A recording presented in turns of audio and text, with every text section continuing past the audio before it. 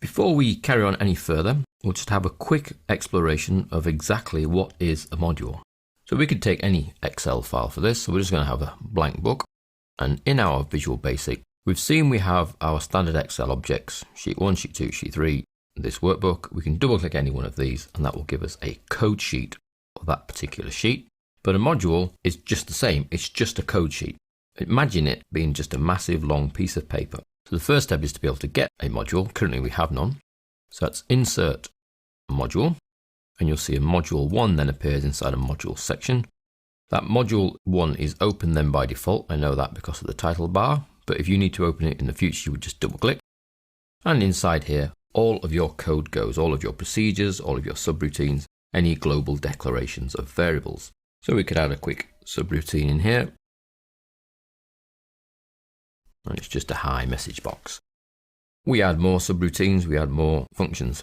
Now you can have as many modules as you like, there's no limit, or you can have as much code as you like in one module. The advantages of having multiple modules is you can effectively organize your code. So you could perhaps have module 1 for procedures, module 2 for functions, or you could have module 1 for a set of procedures that do a particular job, or a set of procedures that do a different job in a different module. We add more modules simply by going to insert module. You'll see you'll get a module 2, and we can get a module 3, and we can get a module 4. And they are just simply large sheets of paper into which you place your VBA code. If you inadvertently add too many modules, or you copy some code out of one module into another so that you can remove a module, we can get rid of modules simply by selecting the module on the left here, right click, and remove. Now you'll always be asked if you want to export module 4 before you delete it, therefore having a backup copy. I'm going to say no.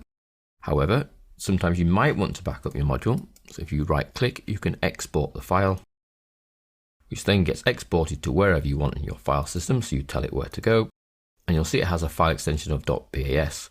Now you could leave it as module 1, or you might prefix it with the Excel file you've taken it from, so you know when you see them on their own where the code is from. Or you might just call it whatever the procedure is that that particular module is doing. So there is an advantage to having multiple modules in that you can then export them, you can import them into other Excel files. They are much shorter to then manage, but obviously then you have more modules down this left-hand side. Really, it starts to come back to personal preference. You certainly need one, because without one, you can't place all your procedures and functions anywhere.